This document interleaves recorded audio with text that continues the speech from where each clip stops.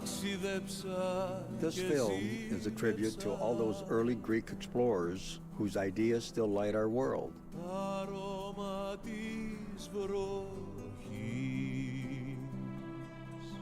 And as a Greek American, I am proud to celebrate their spirit and achievements. I hope you'll be amazed and inspired by their story and by all the wonders of ancient Greece.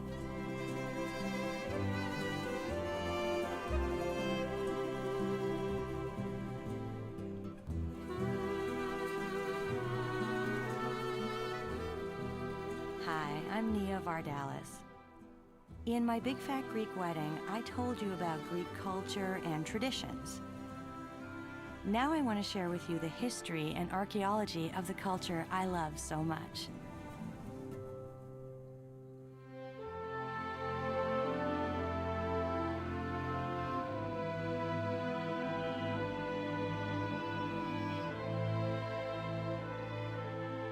"2,500 years ago, our ancestors initiated the most radically innovative period in all of human history.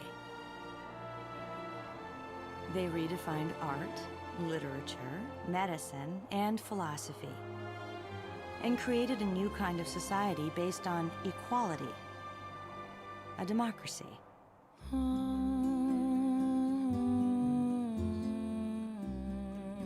In many ways, we are all sons and daughters of ancient Greece. I am Greek. So are you.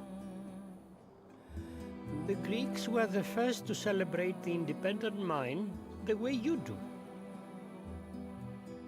They shaped what you think is good and true and beautiful.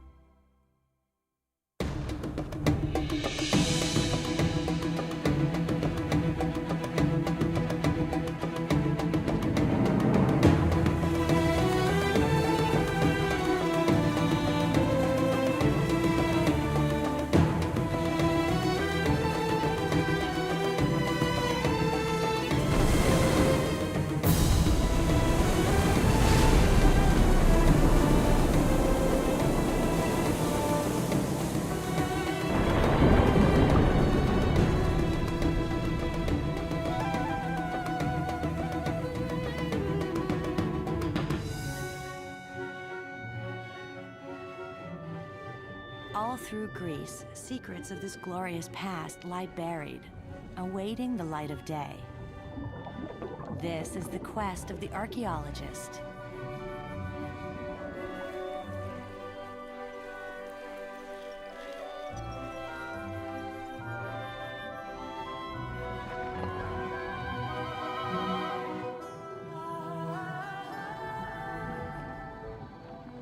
After 2,000 years, chance uncovered the statue of Poseidon, god of the sea.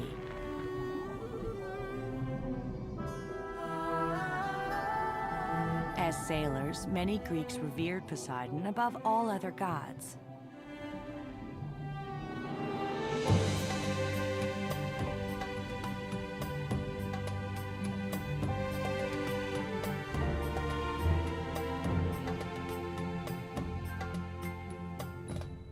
In all of the Mediterranean, the Greeks were the first ever to make seagoing voyages.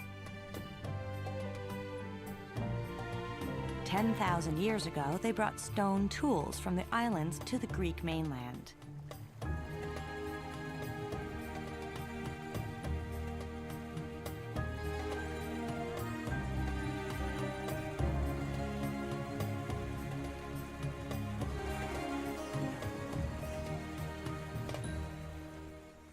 They became skilled sailors because they had to be.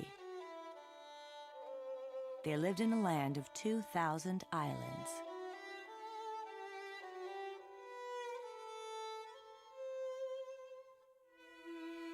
Strategically located between Europe, Asia, and Africa, Greece was destined for a pivotal role in the spread of ideas.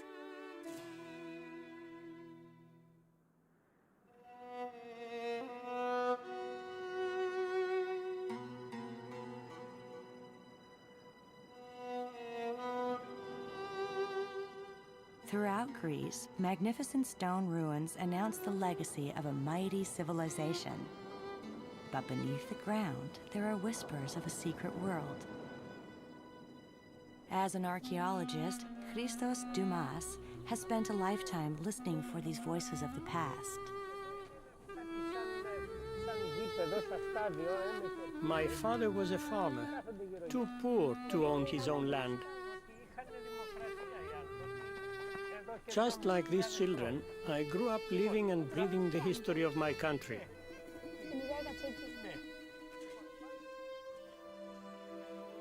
My most thrilling moment was not my greatest find.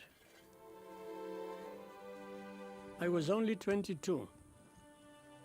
I discovered a scrap of broken pottery that somebody had inscribed 2,500 years ago. I knew right then I had to devote my life to this kind of detective work.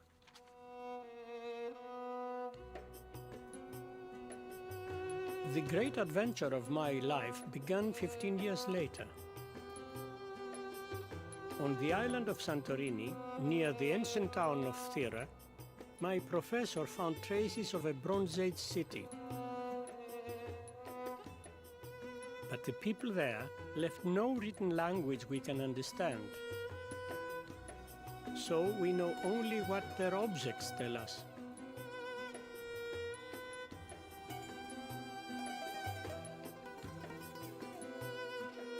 Dr. Spiridon Marinatos had found evidence that would open the door to a lost world. And he asked me to join him.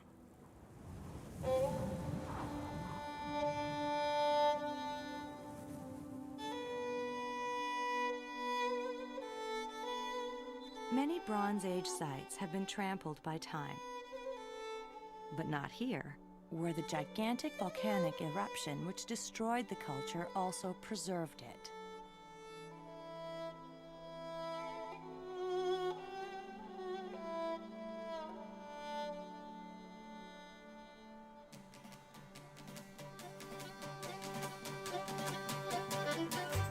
On Santorini today, you can feel the pulse of life. So it's not too hard to imagine what this island was like 35 centuries ago, before life was suddenly snuffed out.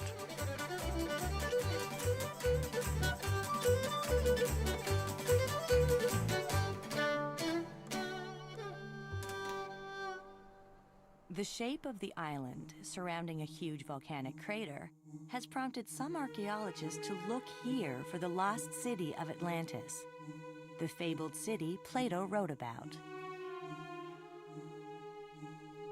Plato described Atlantis as an island city surrounded by a ring of land, much like Santorini.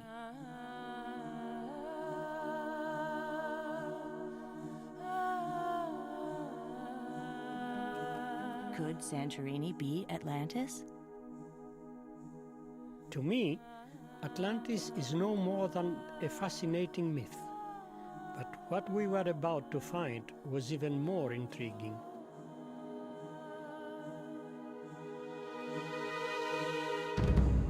When we dug down and brushed away the ash, we found thousands of everyday items.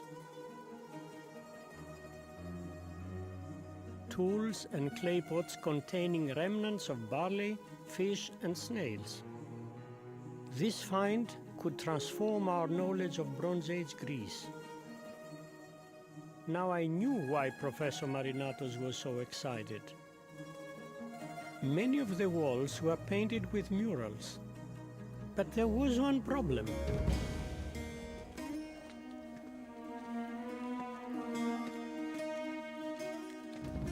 The wall paintings were smashed to pieces. They survived only because the site was covered in a shield of pumice, which is rather like popcorn.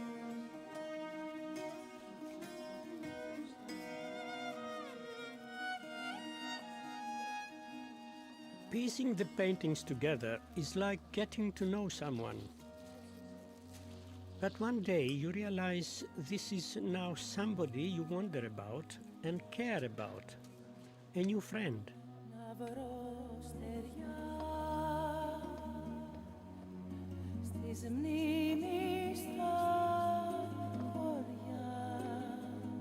Until now, no one had ever seen such an expressive face from Bronze Age Greece. People from the past speak to us, provided we are ready to listen.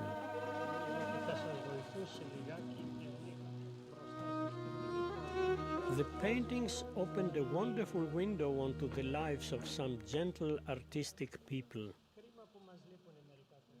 Who was this elegant woman? She picks crocus flowers, which yield the coveted spice, saffron.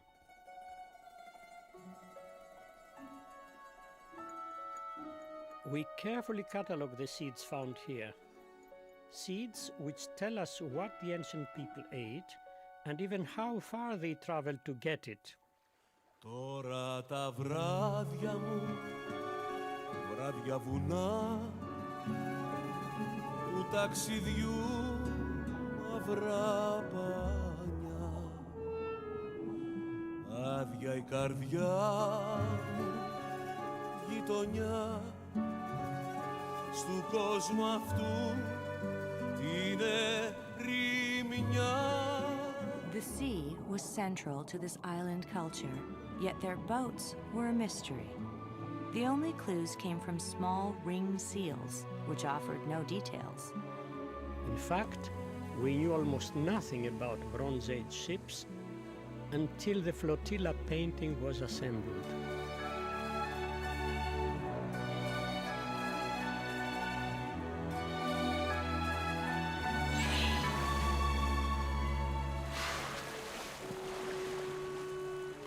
We were amazed to see such large ships. For the first time, we could see details of their sails and rigging. This painting broadened our knowledge tenfold. Φωνή της μοίρας, φωνή της λύρας, τραγούδισε μου το παράπονο που ζω. Τραγούδισε μου, αλήθεια πες μου, πότε τα μάτια της θα δω. We found no palace on Santorini, only comfortable houses. The people had leisure time to pursue the arts and sports, like boxing. Now that we had come to know the people through the paintings, we were really curious.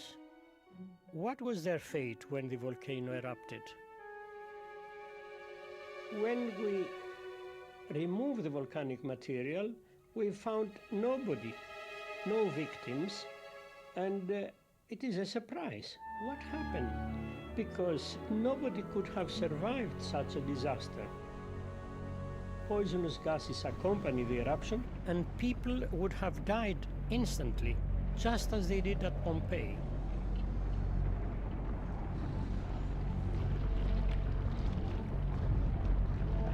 Where were the people?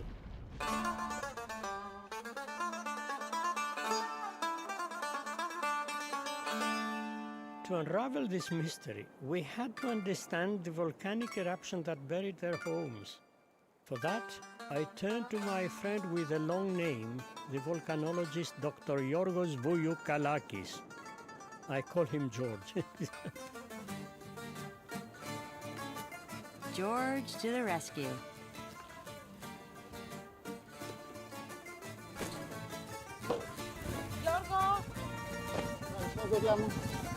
Να είχα φτερά στα πόδια, τα τόσα σου ανηφόρια, τα τόσα σου εμπόδια, να πέρναγα με μιας, να φεύγα σαν λυγή, χωρίς επιστροφή.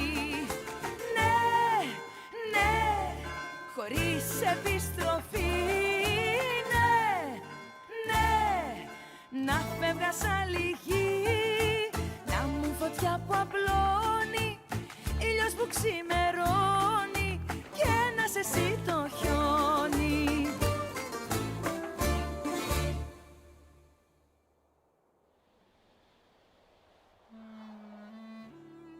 to find the people who may have been buried by the ancient volcano, George and my assistant, Irini, used ground-penetrating radar to peer down into the soil as far as 60 feet.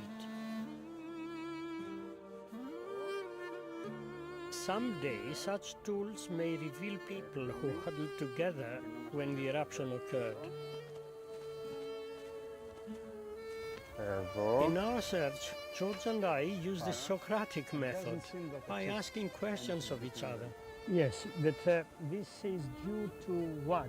To the composition, or to the machine, or to the capacity of the machine, or what? Okay, I think that it's because there is no settlement here. Was there enough time to escape the island in boats? George said that perhaps the timeline of the eruption could help us.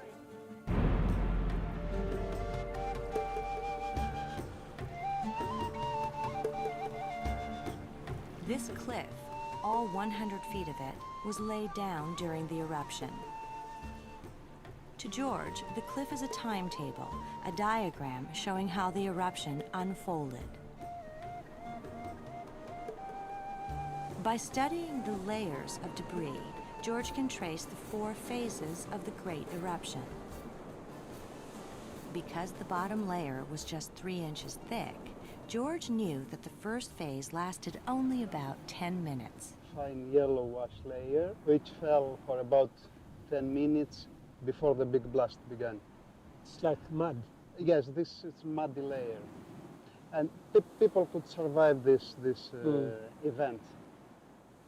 But the big problem began after it. The volcano gave off plenty of warning signals. But once the second phase began, it turned deadly in just minutes.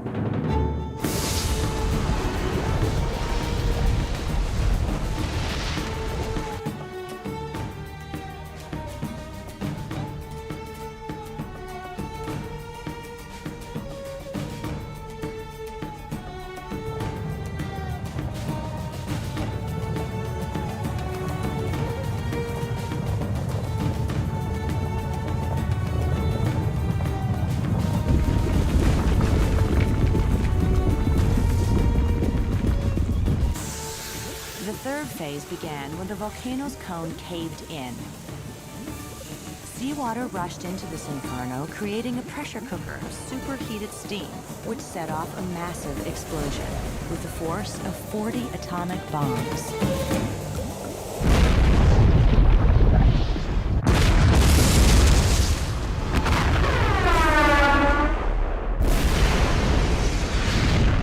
Phase 4. Raging avalanches of rock and debris, known as pyroclastic flows.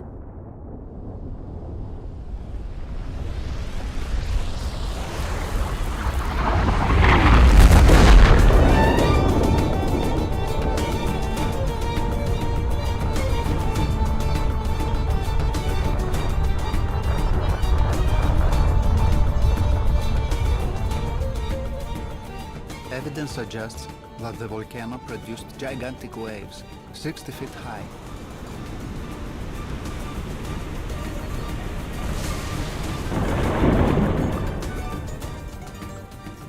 If people escaped by ship at the last minute, they never could have survived these tsunamis.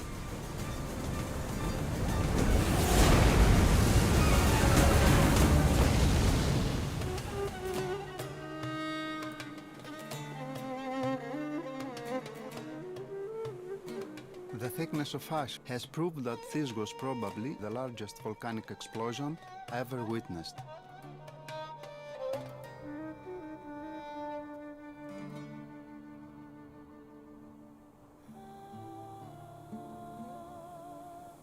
I wonder about the people. What happened to the woman who was picking saffron? Dr. Dumas wondered exactly when they lived. George thought he could help.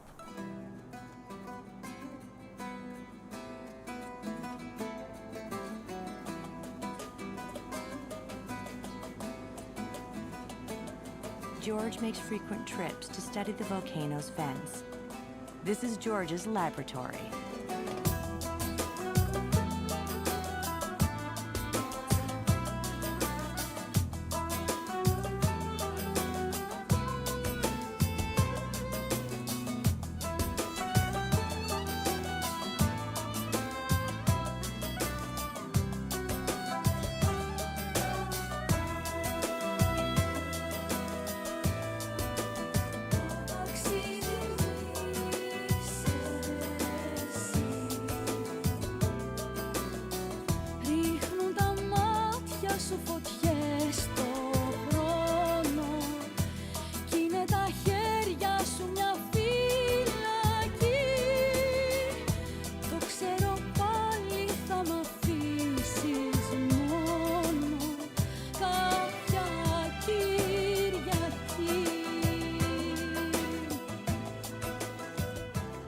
Every volcano emits a different blend of minerals.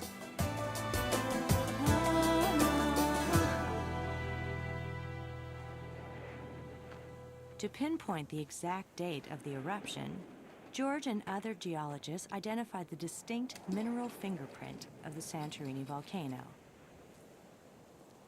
When the volcano blew, it was heard thousands of miles away. This volcano had a global impact on weather patterns.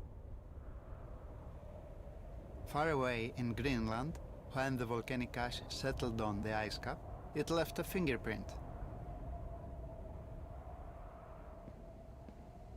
Who would expect that an ancient Greek secret lay buried in a glacier? Scientists have drilled down 2 miles into the ice cap to recover ice cores that go back 250,000 years. Each stripe represents a summer and winter. The unmistakable fingerprint of the Santorini eruption tells scientists exactly what year the volcano blew. 1646 BC. A century earlier than the historians had previously thought. The startling date of the eruption changed the timeline of Greek history. The date of the paintings proved that the islanders had wider contact with other cultures sooner than expected. Because we have the depiction of Mycenaean warriors with their boar-tusk helmets. Boar-tusk helmets were worn only by Mycenaeans, Greek mainlanders considered enemies of the island cultures. Yet here they all are, side by side, on the same ship. Something that archaeologists are still coming to grips with.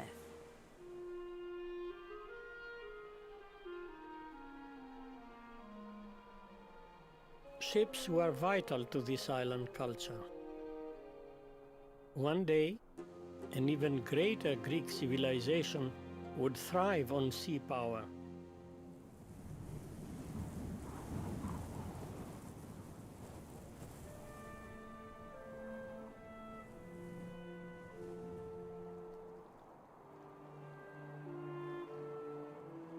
A 1,000 years after the volcano buried Santorini, the Greeks sailed well beyond the Aegean Sea, encountering exotic new ideas which inspired them to reshape their view of the world.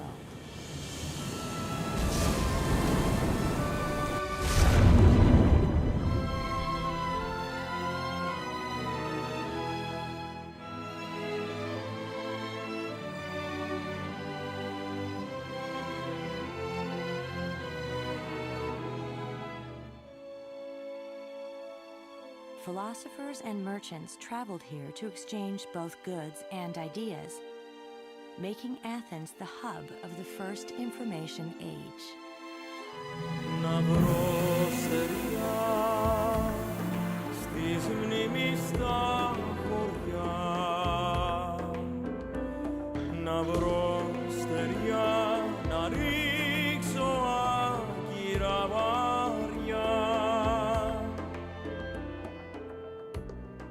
Here in Athens, unlike Santorini, historians and poets wrote down every detail of all the great events.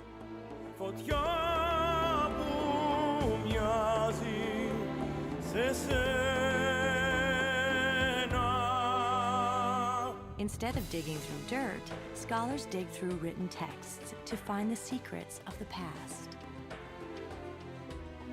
The earliest written languages were complicated.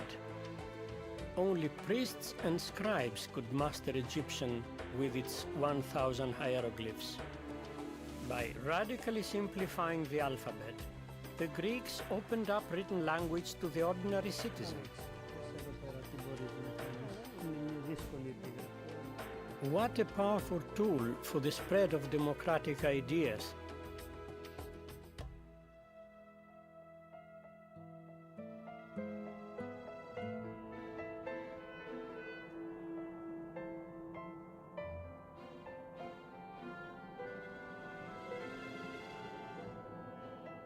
Although free thinkers risked censorship and even death, The central marketplace in Athens was the site of heated debates. The most radical topic of debate was democracy.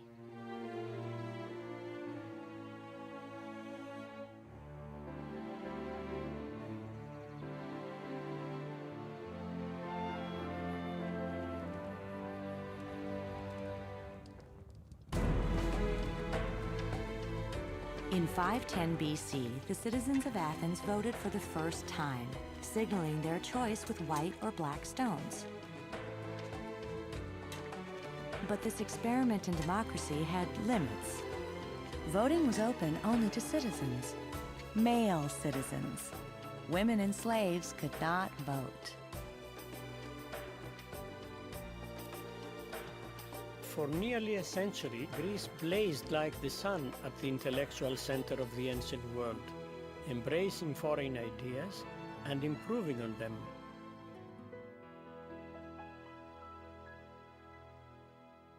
Egyptian sculptors influenced the Greeks. The stylized figures from Egypt are reflected in early Greek statues that stand rigid, 1 foot forward.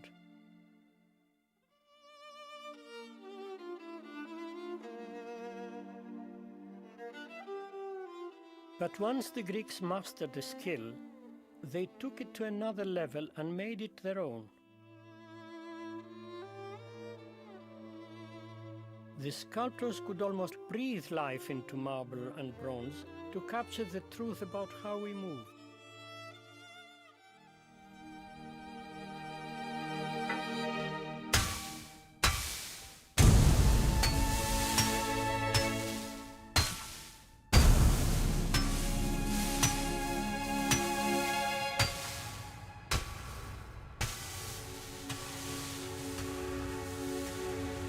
Πότε τα μάτια της θα δω.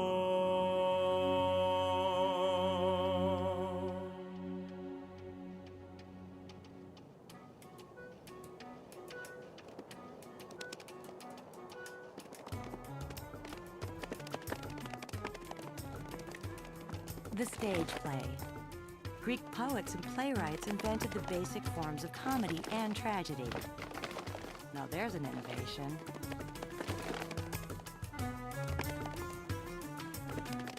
Hundreds of theaters were built all over the Greek world. The ancient Greeks grasped the true purpose of theater. It was not simply entertainment. Theater was a central forum for debating ideas. Ώστε εδώ είστε λοιπόν. Ελάτε να σας ανακοινώσω κάτι. Λοιπόν, τα αποφάσισα. Θα κάνουμε αποχή από το σεξ να σταματήσει ο πόλεμος. This is the great play Lysistrata, one of the first anti-war comedies. Ούτε κι εγώ και στο είναι σούνιο πόλεμος. Hey, I think that's my cousin. Ούτε εσύ που μου έλεγες θα έχουμε στο κορμί σου τα δύο. Εσύ. Αποκλείεται. Ούτε εγώ. Όχι. Όχι. This culture celebrated both the poet and the warrior. The Greek navies relied on sleek ships called triremes. With 3 tiers of oars stacked in 3 lines, one on top of each other, the oarsmen had to function in perfect unison. In this way, they could reach a speed of 15 miles an hour. What's that? This is the ram. And as the ram was deep in the water, with that speed it could smash a hole in the enemy ship and sink it. What do you think about that?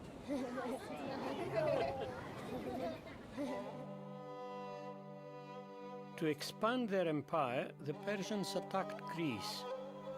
The Athenian navy laid in wait at dawn at the Straits of Salamis.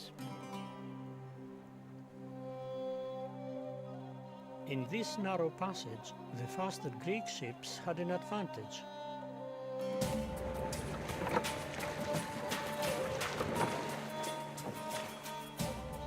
Though outnumbered 2-1, the more maneuverable Greek ships were able to ram the Persian ships and win a decisive victory. Salamis, Greek seafaring skills preserved democracy.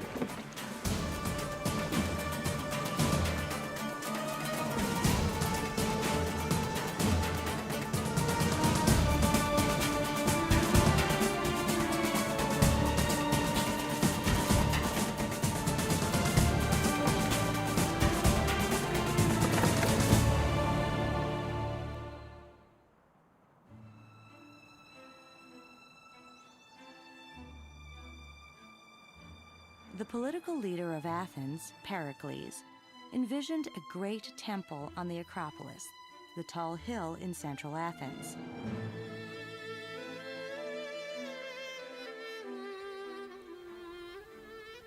Hundreds of stonemasons labored for 15 years.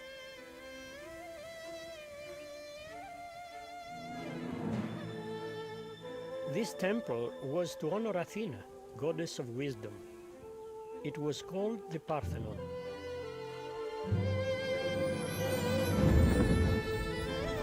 Of all the gods and goddesses, Athena was the most revered by the Athenians.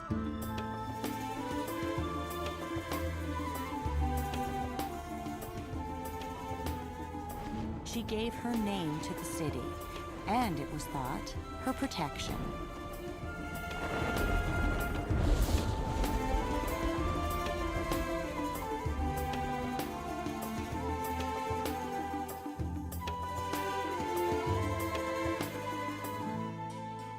Today, the words of Pericles seem prophetic, but not in the way he intended. You should fix your eyes every day on the greatness of Athens, as she really is, and should fall in love with her. When you realize her greatness, then reflect that what made her great was men with a spirit of adventure, men who knew their duty, men who were ashamed to fall below a certain standard.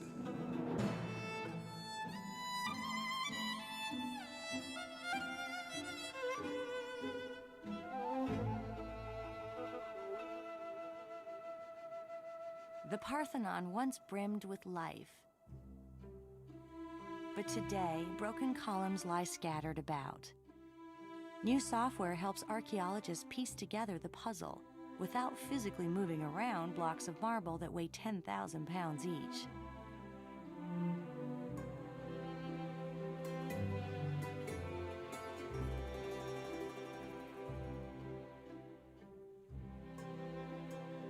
This building was a revolutionary design. There isn't a single straight line. Pillars swell and taper, floors curve. The Greeks had the genius to tailor this building to the human eye, and the skill to build it.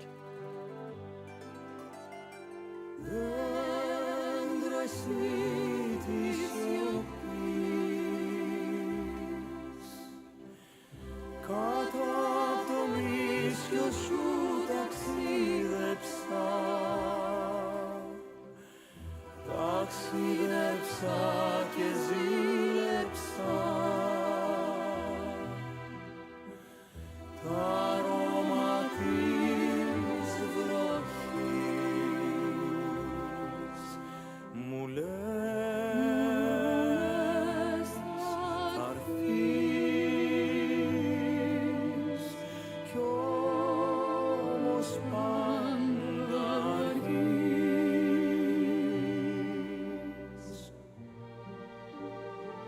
The crown jewel of the Parthenon was once a huge statue of the goddess Athena, 40 feet tall. This tower of ivory and gold cost even more than the building which housed it.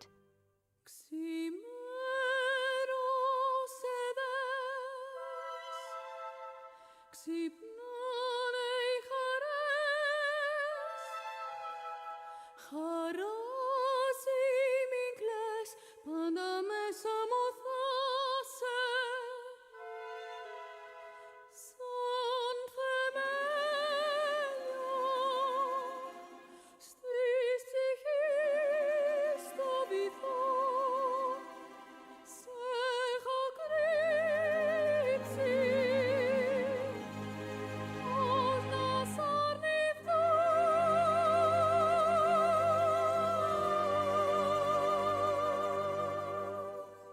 When the computer carried us back through time, I felt such a deep connection to my Greek ancestors.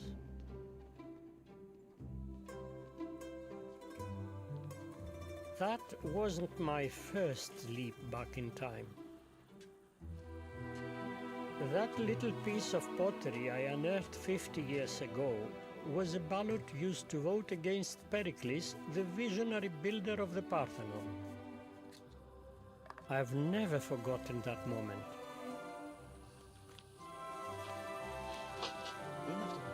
The name Pericles, scratched into a scrap of pottery, spelled trouble.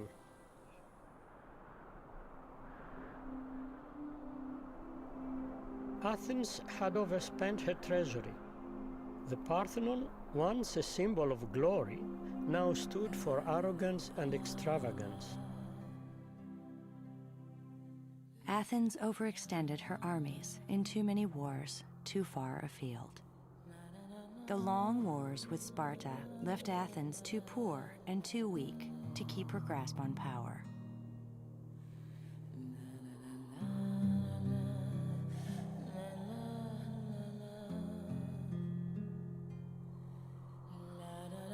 After nearly a century of innovation and supremacy, Athens' hubris, her arrogance, was her downfall.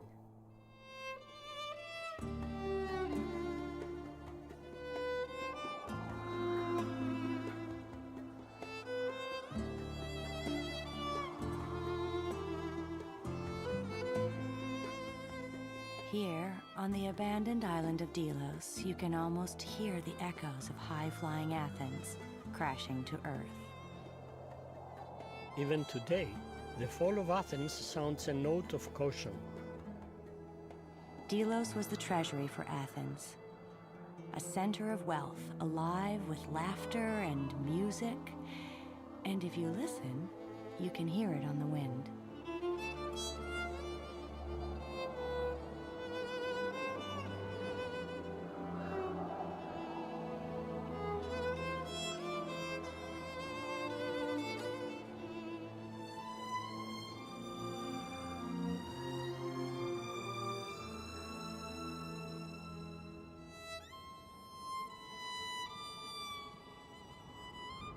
Civilizations can simply crumble.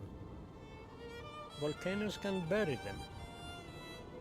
They can collapse under the weight of their own pride and ambition.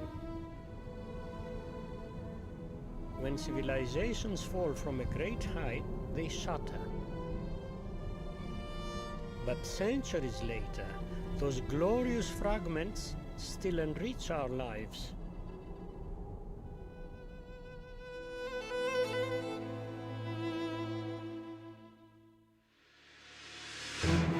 Over 3,000 years ago, Greeks took to the sea in ships, seeking wealth and power. But the most vital cargo they brought back was knowledge and new ideas.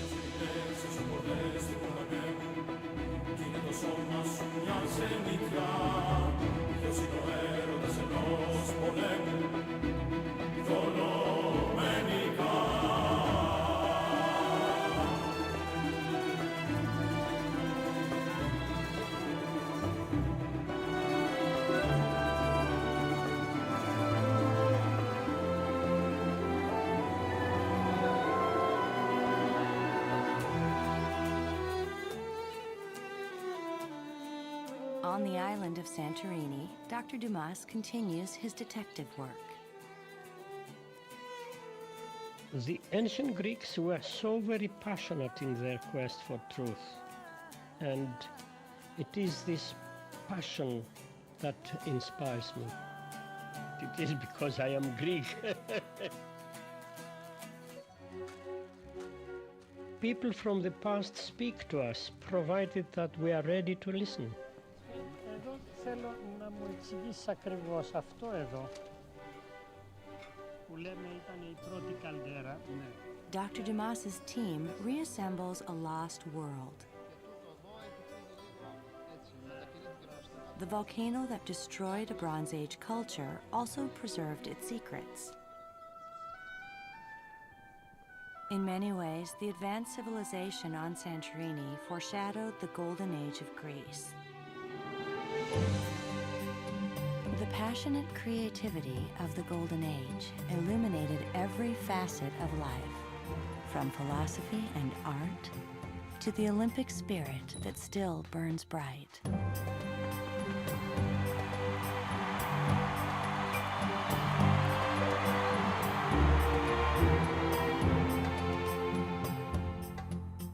No other civilization has so profoundly shaped who we are and how we live.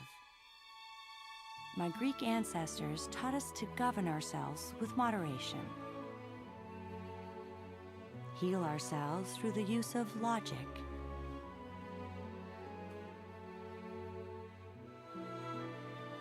and express ourselves, our inner soul, through art.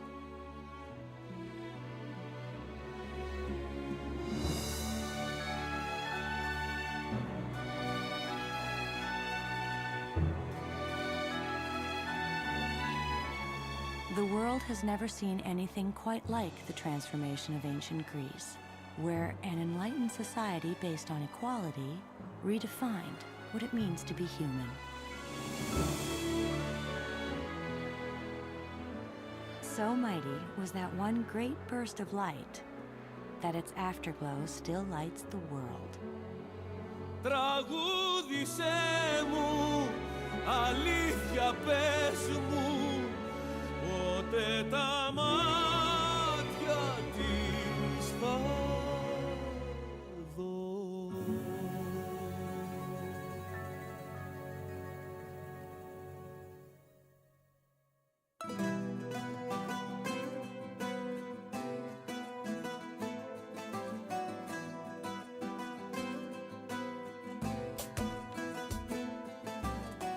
Μοιάζουν οι λέξεις σου χορδές